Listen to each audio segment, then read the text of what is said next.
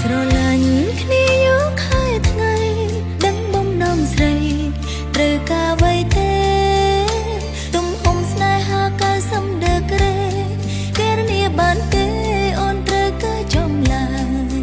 កាកូឡាំក្រអូបជួយជុំទិញជូនអូនចងភ្ជាប់និស័យនៅតែមិនពេញចិត្តស្រពីស័យតើបុផាអ្វីដែលអូនត្រូវការស្វែងយល់